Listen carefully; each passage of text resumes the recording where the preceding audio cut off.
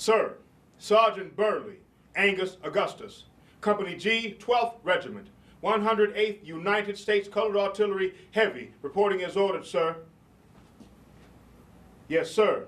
It is my understanding I am provided to this committee consisting of members of the American Missionaries Association, guests from the Freedmen's Bureau, officers of the Union Army, and invited guests with an accurate account, sir, of my experience as a colored soldier in this Union Army. Sir, I further understand I am to be as forward and as open as possible at all times during this questioning. Well, no, sir, that will not be a problem. Thank you, sir. Well, Reverend, I believe the first time I ever heard word of this great Civil War that was coming, I was still a slave in Anderson County here in Kentucky. Now, I must make it clear, I was not always a slave. No, sir. See, I was born 1848 aboard an English sea freighter on the Atlantic Ocean, and my father, who was an Englishman, also captained that vessel. He settled in Virginia with my mother and myself, and that is where I lived in a state of freedom till the age of 2. Well, so my father was also an alcoholic, and when I was 2 years old, he died of that disease.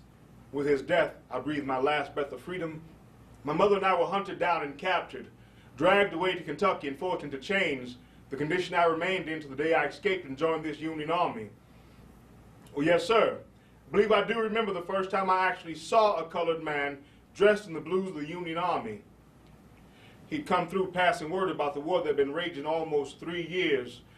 And although President Lincoln's Emancipation Proclamation did not liberate one Kentucky slave, I know his mission was to recruit some. I remember his words very clearly. I remember him saying,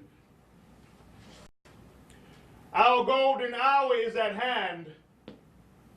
The government of these United States has given the word. They have issued the orders. Let every able-bodied colored man be given the right to fight, be given the right to die defending the liberties of this union.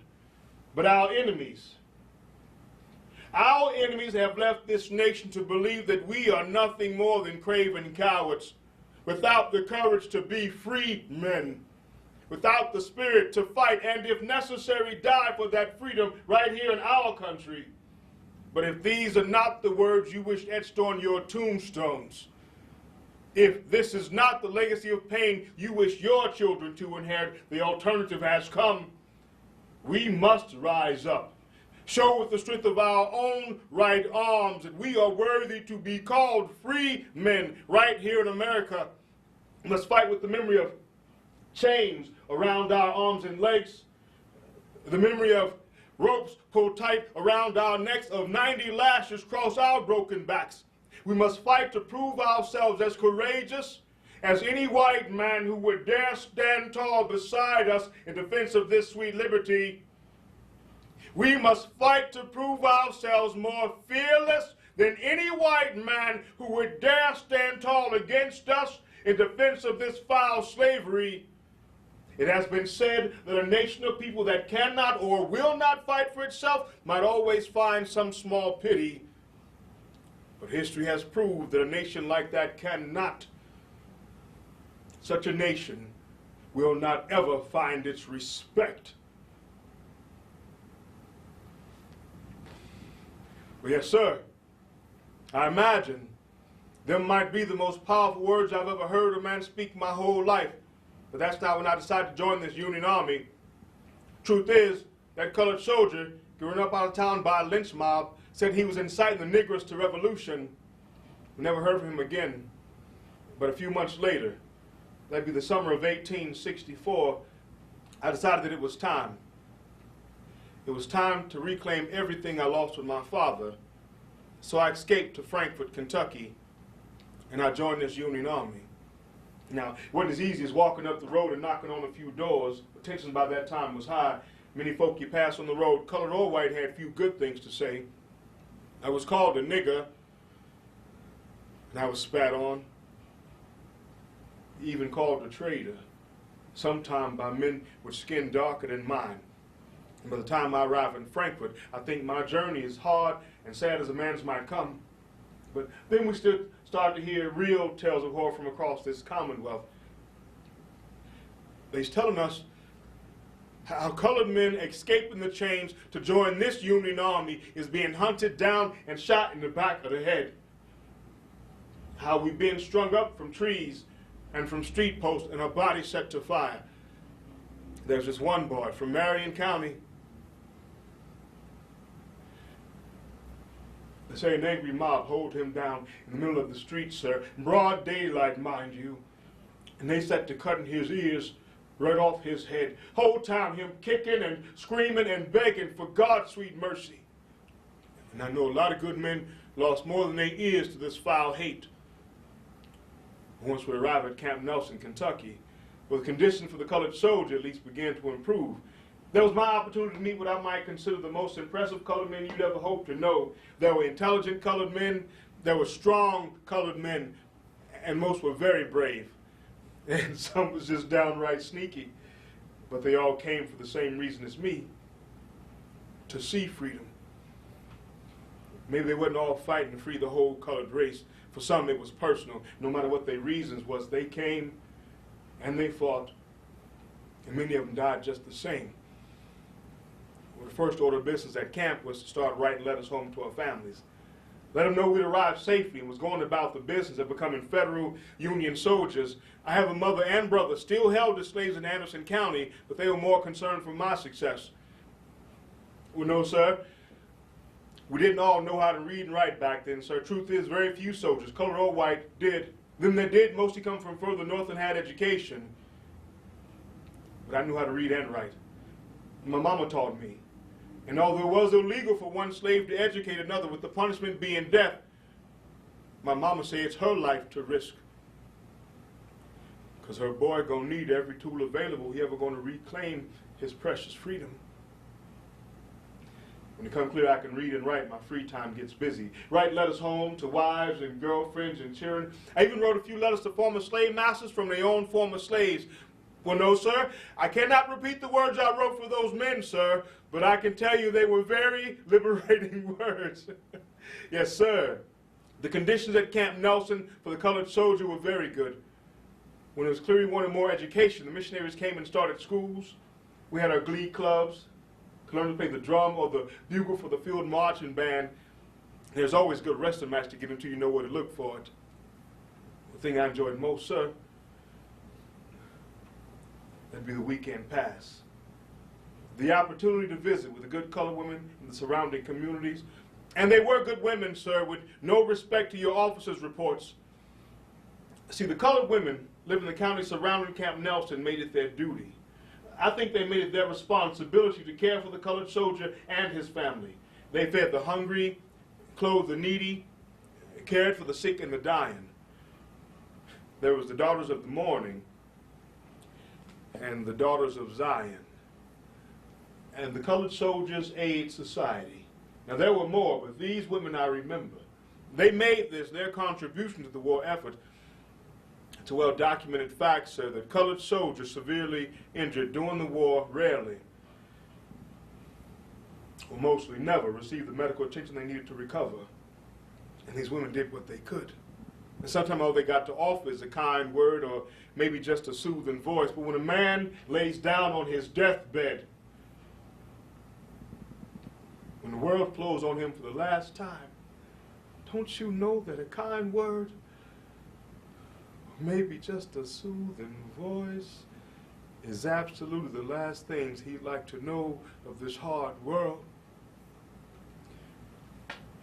No, sir. I have not spoken about the refugee situation at Camp Nelson, sir, because I did not think it part of my report. I will speak to that matter immediately, but before I do, I must make it clear to you all what my impressions were before I arrived at Camp Nelson, Kentucky. I can remember coming around that big bend in the Kentucky River that sits right below our base camp, and it was like we had marched into a dream world. The sky was more blue than I'd ever seen sky. Grass and trees so green that only God could have made them. And that dirty brown Kentucky River water seemed to me as clear as any spring I'd ever drunk from.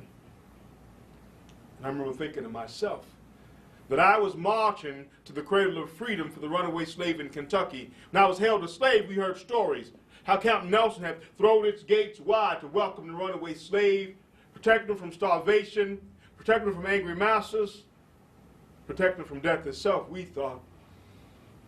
Me and some of them greens cucumber recruits started talking like we was marching to a place where a colored soldier could look a white soldier dead in the eye and demand the respect one soldier pays another soldier. The closer we got to camp, I guess you could say the more clear my vision came. Now, one of the first sights that greet us on that long road to camp is shacks and tents, as far as the eyes can see. And there's colored children, women, and old folk everywhere. Now, some of these babies running through our formation, begging us for scraps of food. Some ain't got a piece of clothing on their bodies. And the old folk, they just sit there, staring out into nothing, like maybe they sold and already died, and that old body just ain't had time to catch up yet. Maybe it's then I start to wonder, where exactly this road I'm on really taking me? I mean, in my 14 years as another man's slave, never saw a child starving to death. Not because there wasn't enough food to eat, sir. I never knew a family couldn't find enough pieces of cloth to make something for the babies to wear. And I never known old folk to be begging for death instead of demanding life. Now, the way I see it, this Union Army of ours didn't count a few things, them freeing all of us able-bodied colored men. Didn't count the fact that we were fathers, that we were brothers, that we are sons. And we matter enough to someone else, they be willing to suffer that kind of pain. Maybe be that much closer to their own freedom. Or maybe they didn't know. Maybe the god-awful truth is all we colored soldiers was intended to be is fodder for the cannons. Targets of opportunity on the fields of battle. It doesn't matter now, but by the time I arrive at Camp Nelson, sir, things begin to change for the worse. Yes, sir. The post commander at that time, sir, was Brigadier General Speed S. Fry. He had made it his mission to countermand every order of the Union as they pertained to runaway slaves and refugees. He was of the mind that no Negro persons were welcome in his camp if they could not fire a rifle or stop a Confederate bullet in the name of his Union Army. And his provost guards, sir, they carry out his orders without question. I saw them. I saw them, sir, dragging colored children and women chained together by their necks all the way to the end of this camp and turn them over to angry white men with rifles. I saw them hunting colored children, 4- and 5-year-olds, like they were rabid animals that had been targeted for extermination. Now, when I joined this Union Army, it's with an understanding. The Confederacy going to do everything in its power to see me dead. It's a war. That's what soldiers do. But I never imagined any man got the courage to wear the same uniform that I wear could despise me, not for something simple as the color of my skin. They did. White Union soldiers, sir, enlisted men and officers, treated us worse than any master I ever heard of. Called us niggers, spat in our faces. White officers refused to lead us into battle. Said that we were inferior animals, sir, unfit for their proper white commands. Yes, sir. I do remember the day we got the news. The massacre at Fort Pillow. All them Union soldiers, colored and white, slaughtered, trying to surrender that post to General Force and his Confederate raiders. What I remember most about that report, sir, is how they say them Confederates kept screaming. No quarters for nigger soldiers. Kill them all dead. No quarters for nigger soldiers. Kill them all dead. And a few months later at the Battle of the Crater, we heard how Union officers made the strategic decision to sacrifice hundreds of colored soldiers to break that Confederate charge.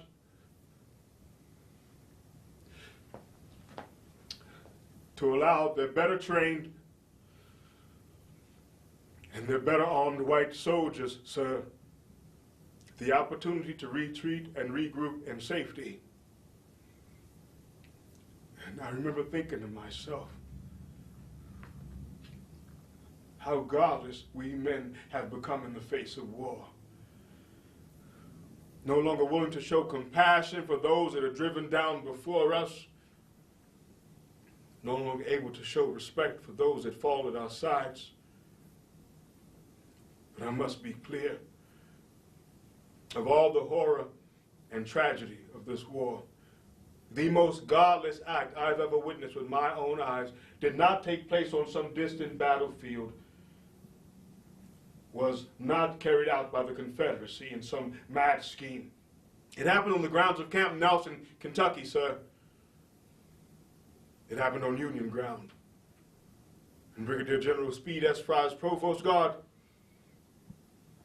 them's the demons carried this out. Well, yes, sir, I do remember the day, November 23rd, 1864. Some say it went on record as the coldest day of the year, and at 6 o'clock in the morning, the General's Guard marched into the shanty town of Camp Nelson. There they removed 400 colored children, women, elderly, and infirm from their warmest places in the world. After they removed these 400 innocent refugees, sir, they set that shanty to fire. They destroyed everything them people owned. I was in the barracks when the news came. We gathered a few soldiers and we run for the shanty fast as we can. Get there in time to see a friend of mine, Joseph Miller, talking to the commander of the guard. Now, Joe's a former slave from Lincoln County, Kentucky, sir. When he leaves to join this here Union Army, his master tell him, says, Joe, if you going off to fight that there war, then your wife and 4 children ain't got no home no more. So Joe brought him to camp so that he could protect him. Well, Joe was explaining to the commander of the guard how his youngest baby got pneumonia. Probably die in this weather. How the rest of his family ain't got the clothes to be exposed like this for long. I am a soldier in the Union Army of the United States of America, Joe said.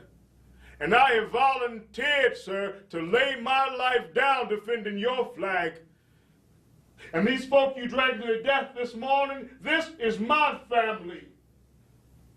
I think that I deserve better than that, sir. But I know they deserve better. You know, that officer never changed the look on his face. He restated the general's order, then turned to Joe's wife. You, ma'am, he said, if you do not find yourself aboard this wagon immediately, then I shall be forced to order you and your 4 children shot dead where you stand, ma'am. The truth, sir.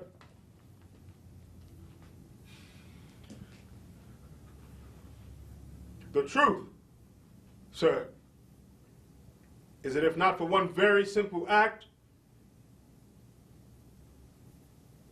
there would have been Union blood spilled across the grounds of Camp Nelson that day. But Joe's wife, barely dressed warm enough for a cool summer day, she climbed up into that wagon. She cradled her baby child tight in her arms and she starts to rocking and singing. Now, Joe followed that wagon all the way to the end of camp. And them guards, they refused to tell him where he's taken his family. So that night, Joe walked 6 miles to Nicholasville, Kentucky, passing dead and dying colored bodies on the road scattered through the woods. Now, he found his family.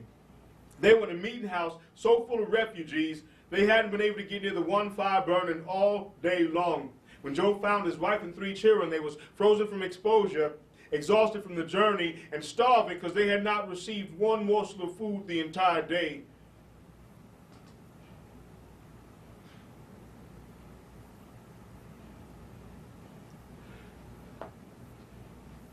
Joe's fourth child,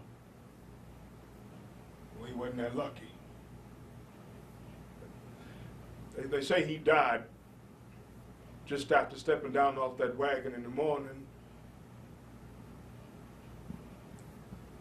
Somehow, Joe found the strength to make it back to camp that night and report for duty. Early the next morning, he walked 6 miles back to Nicholasville.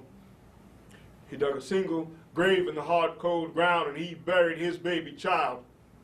Left his family in the colored community there. Then Joe straightened up, and he turned around, and he marched 6 miles back to defend the nation that took his baby.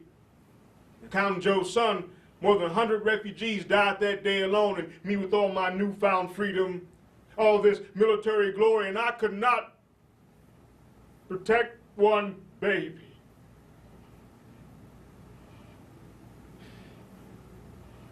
And Joe's tragedy wasn't even complete. See, a few days later, 2 more of his babies died from that exposure.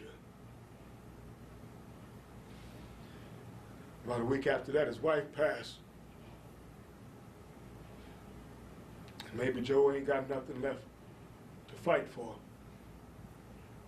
And less than a month later, Joe was dead. Oh no, sir, I don't believe that it was fair.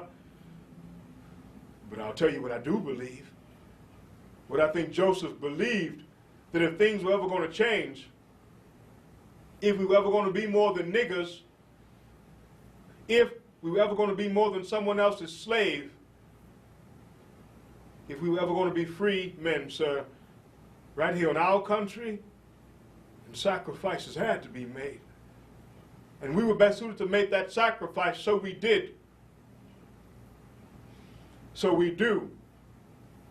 And for as long as it takes, sir, we shall continue to make that sacrifice. Oh, yes, Reverend. My intentions upon leaving this service is to continue my formal education. Major Levitt has invited me north to Massachusetts to get a good education, but very recently I've encountered an interesting man. His name is John Fee, and he is from Berea, here in Kentucky. He's invited me there to take part in what he calls a grand experiment between the races. Says there will be a school there where colored and white, even men and women, share equal promise under God. I believe that I shall join Mr. Fee in this experiment of his. I believe I've earned at least that much through my faithful service to my country. Well, yes, sir. This does conclude my formal report to your committee, sir. Well, thank you for saying so, Reverend. And may God bless you also. Hello. No, you just surprised me. Father Fee did suggest I might expect some strange visitors from my past to be joining us here at Berea today. As you can see, his request has left me reminiscing in those darker days after the war. I'm sure Father Fee has told you that today is our commencement day, and I'm finally to graduate after almost 10 years. He has asked if I would take a short time and share with you what my experience has been since the war.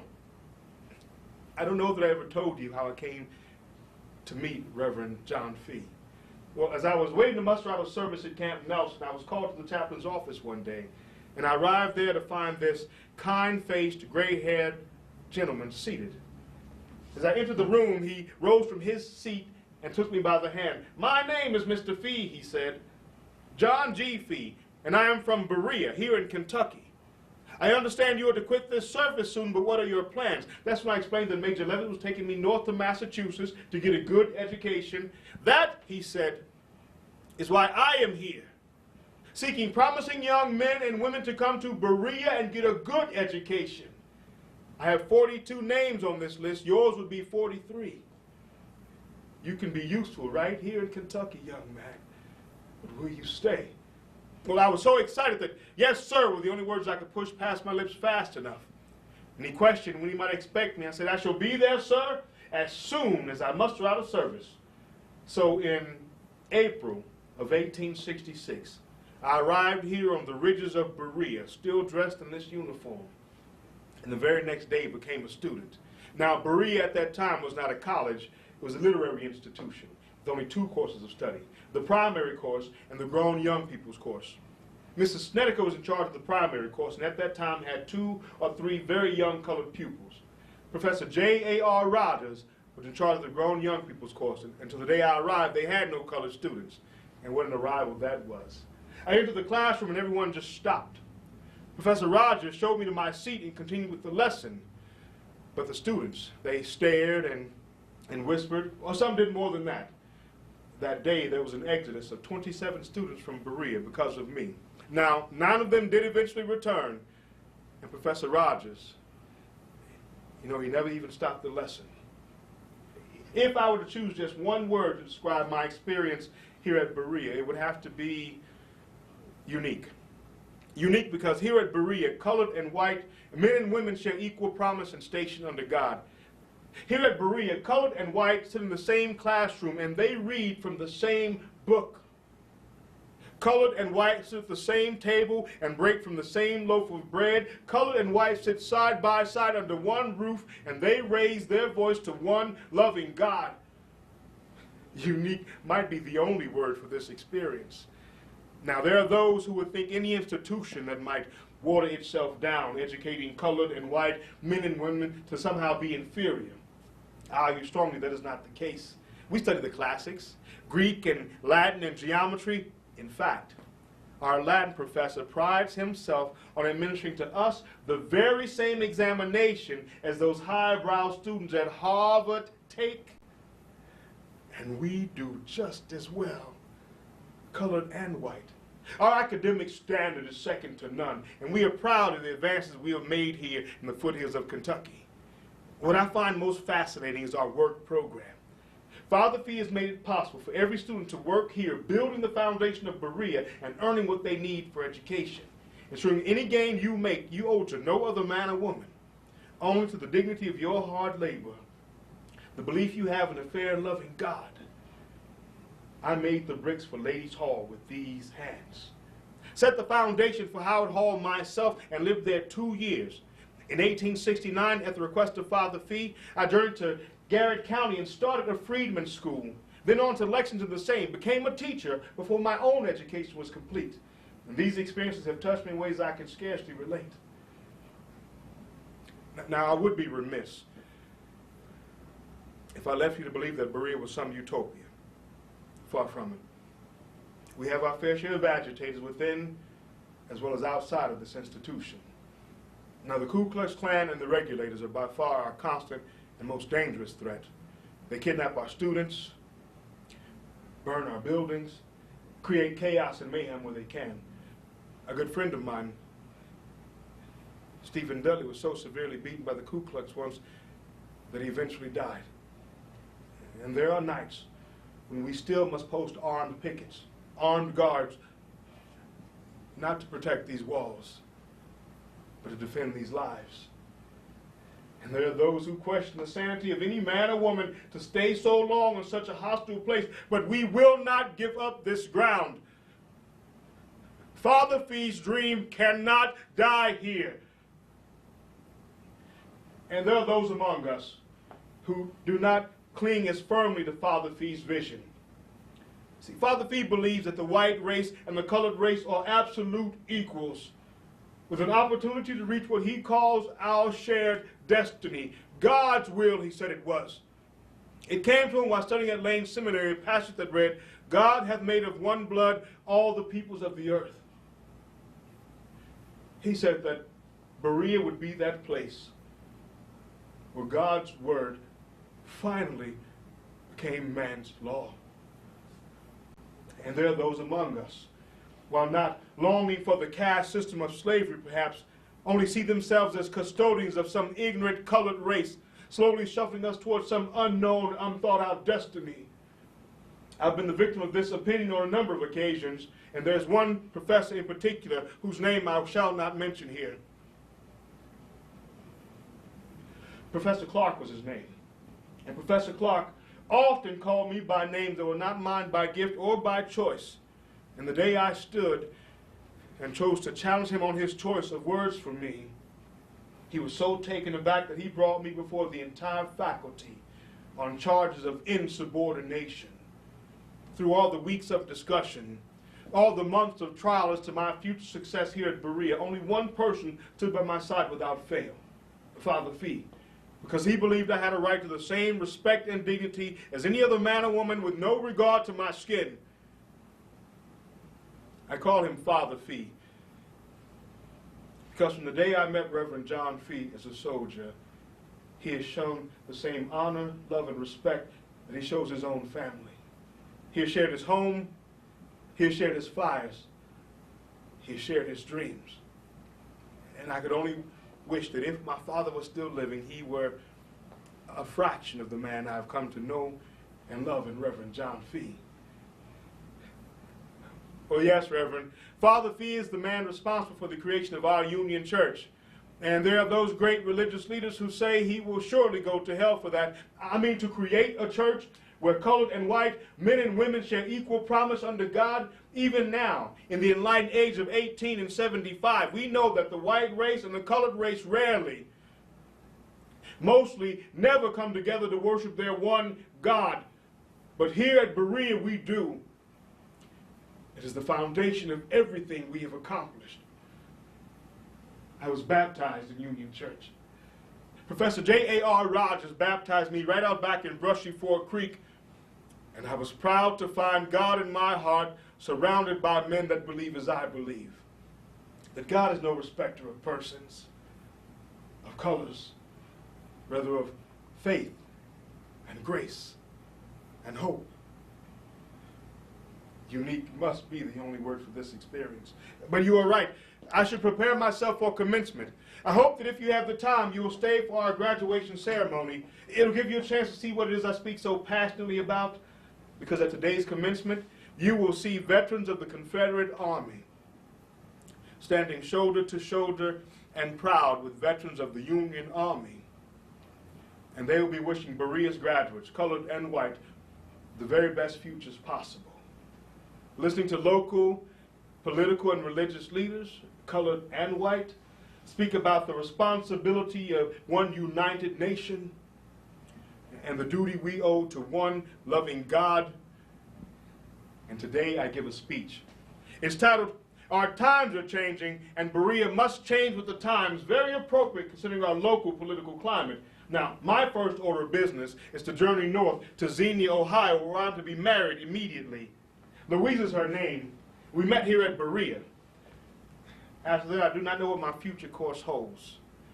But I do know that I've found the gift of God and the grace of education here at Berea, and those two must surely form my future success. Now, it is with a heavy heart that I come to leave this place.